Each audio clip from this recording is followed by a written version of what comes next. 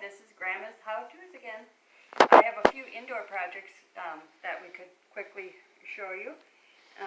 If you'd like to have a pair of jeans, it's always hard to get over that seam. So what I do is I turn it and put it on a very hard surface, not a table because that won't. And then you hold it like this and give it a whack. Now you broke that fabric down and you can easily go over it. And you go around with the machine. One helpful hint is to, if you have gold thread here, then you would probably want to use gold thread here. It's actual jean thread, and it's a little heavier. Now this is a heavier needle also. It's an 18, and it says right on there for heavy-duty projects. So, and that happens to be a Singer, and that would fit my machine. It's kind of universal. All right, that's on that. Okay, now we're going to show you a chair that I did. Now, I picked this chair up for about $2 at a garage sale, and it didn't have a seat on it, and it was painted purple. So I stripped it down and stain it, and then I thought, well, I could make a seat out of all my scraps of rags, so from quilting.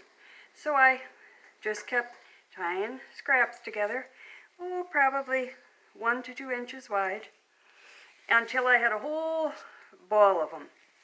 And then, just like when you were a little kid, you start it out, tie it tight on here, and go back and forth until it's filled. Then you just continue on, and you go just like these little pot holders you used to make. Go back and forth. It's a very sturdy chair, and all the knots try and make so they're on the bottom. And so now I have a cool little chair, and just made out of rags. And now I'm going to try and make a braided rug to go with it out of the rest of my scraps. All right, that's kind of a nice little project. Okay, and now we'll show you a couple in here.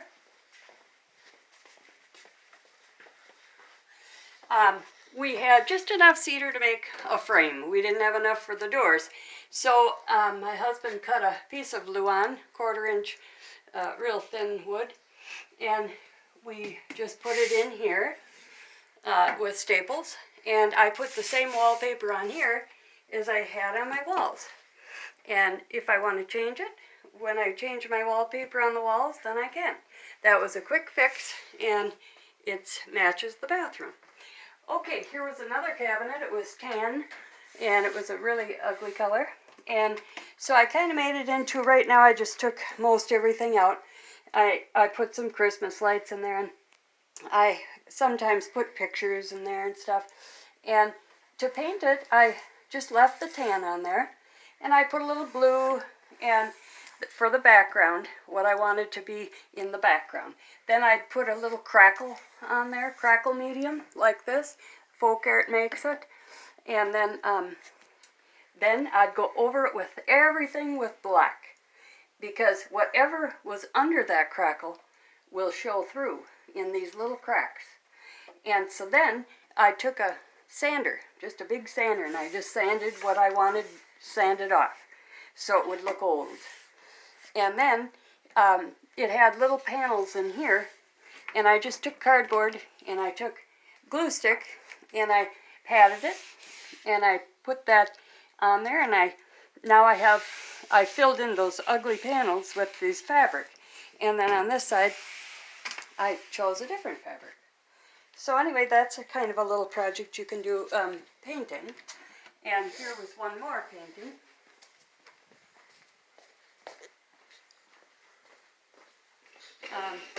I had this cabinet. This is one cabinet I had, and it was painted this red.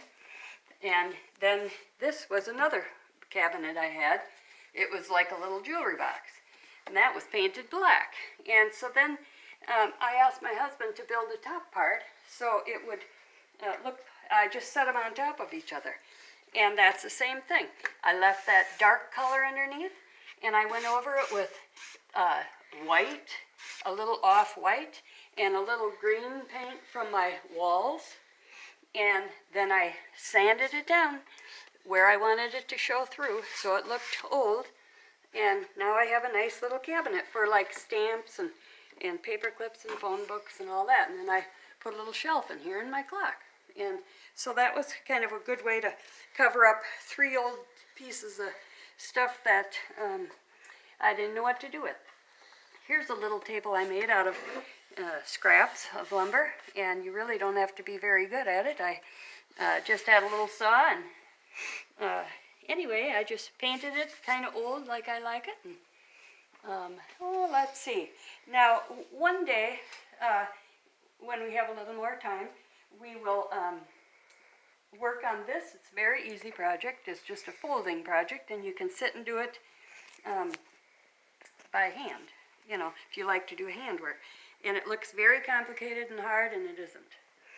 And so, yeah, that's called Cathedral Window. And it's just a matter of folding. Now, I made a little baby quilt for my sister's new little grandbaby, and she likes to hand quilt. So I just put this together.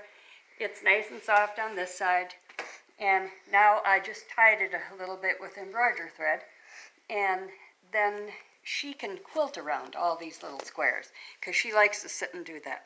So that's what I'm going to send her, and that'll be for her little granddaughter.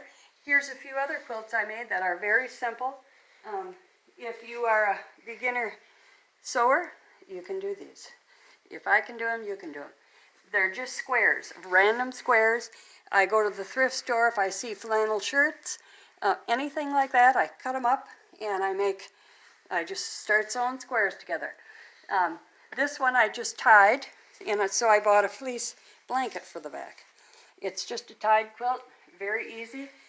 My family all sat down and helped me tie it.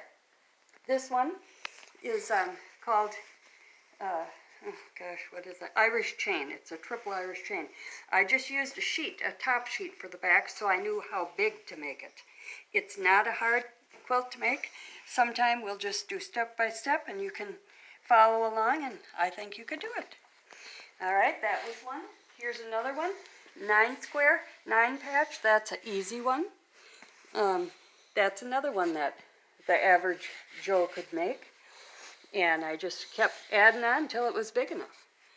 Okay, and then 2 last quilts. Here's a log cabin style for my grandson, who's my producer and cameraman. And and then here's for my granddaughter. I made this one for her, and that's using all scraps that I had. You know, I'll find big old dresses or things at the thrift store, and then I make these bow ties. You can use up all your little fabric scraps.